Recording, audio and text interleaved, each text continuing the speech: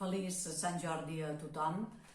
Sense cap dubte serà una celebració molt diferent de les que estàvem acostumats,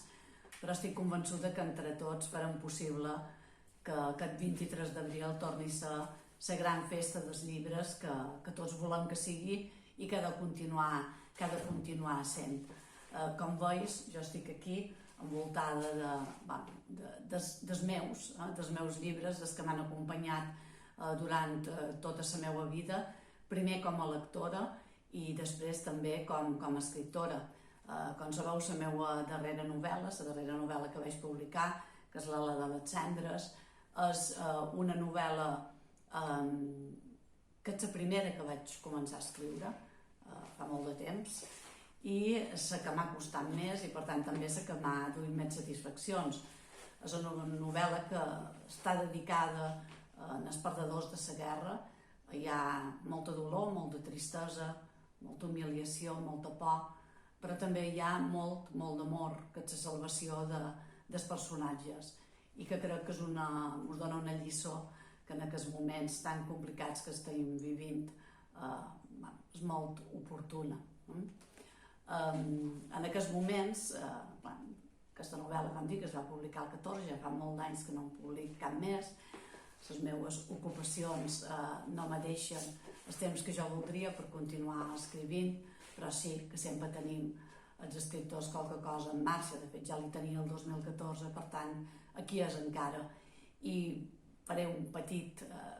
tast del que pot ser aquesta novel·la, sense allargar gaire, perquè encara no és res més que un projecte.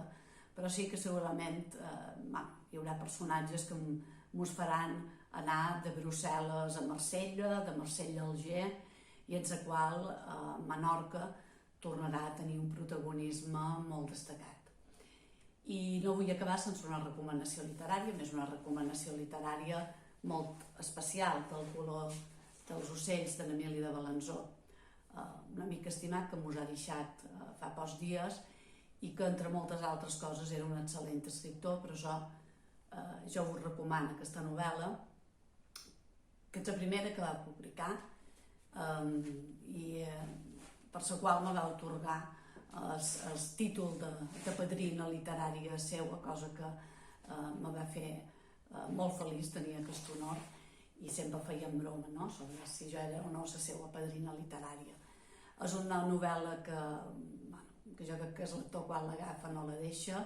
i que m'ho retrata a la perfecció la ciutat de Mo i els seus habitants, i en la qual hi podem descobrir aquell Emili tan autèntic, aquell Emili detallista, aquell Emili irònic, aquell Emili culte, llegit,